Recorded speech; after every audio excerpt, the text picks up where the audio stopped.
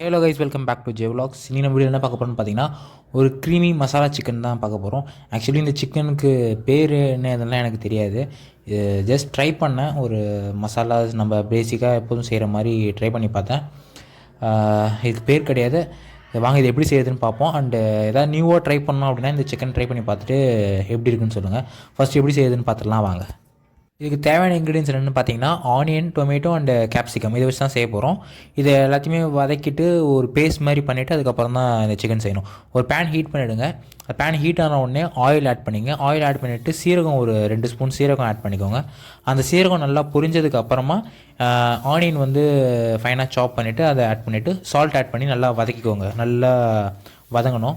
Paste பண்ண போகிறோம், அதுக்கேற்ற மாதிரி நல்லா வதக்கிக்கோங்க. ஓகேங்களா? அது வதங்கினதுக்கு அப்புறமா அது கூட ரிமைனிங் அதுக்கு அடுத்து ஸ்பைசினஸ்க்கோசரம் நம்ம ட்ரை சில்லி எடுத்துக்கலாம். ஓகேங்களா? சில்லி எடுத்து போட்டு அதையும் நல்லா வதக்கிடுங்க. அது கூட வந்து கொஞ்சம் கறி லீவ்ஸ் ஆட் பண்ணிக்கோங்க. கறி லீவ்ஸ் ஆட் பண்ணிவிட்டு நல்லா சாத்தே பண்ணிக்கோங்க. இதை நல்லா வதக்கிட்டு இதுக்கு அடுத்து என்ன ஆட் பண்ணணும்னு பார்த்தீங்கன்னா, ஜிஞ்சர் கார்லிக் பேஸ்ட் தான் ஆட் பண்ண போகிறோம். இதுக்கு நல்ல ஒரு 1 spoon of ginger garlic paste add பண்ணிவிட்டு அது ரா ஸ்மெல் போகிற அளவுக்கு அதையும் நல்லாவே வதக்கிக்கோங்க. ஓகேங்களா? அடுத்ததாக பார்த்திங்கன்னா இதில் நம்ம வந்து டொமேட்டோ ஆட் பண்ணிக்கலாம். டொமேட்டோ ஆட் பண்ணிவிட்டு அதை நல்லா வதக்கிக்கோங்க. அது நல்லா பச்சை வாசனை போகிற அளவுக்கு நல்லா வதக்கிடுங்க.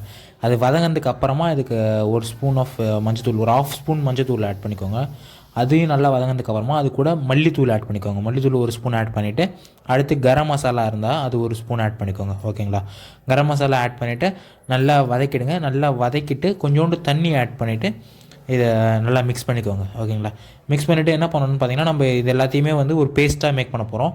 ஒரு சின்ன ஜார் எடுத்து அதை எல்லாத்தையுமே இதில் போட்டு முந்திரி பயிறு கொஞ்சம் ஒரு கை அளவுக்கு போட்டு நல்லா பிளெண்ட் பண்ணி பேஸ்ட்டாக எடுத்துக்கோங்க. ஃபைன் பேஸ்ட்டாக எடுத்துக்கோங்க. ஓகேங்களா? இந்த மாதிரி பேஸ்ட்டாக எடுத்துக்கோங்க.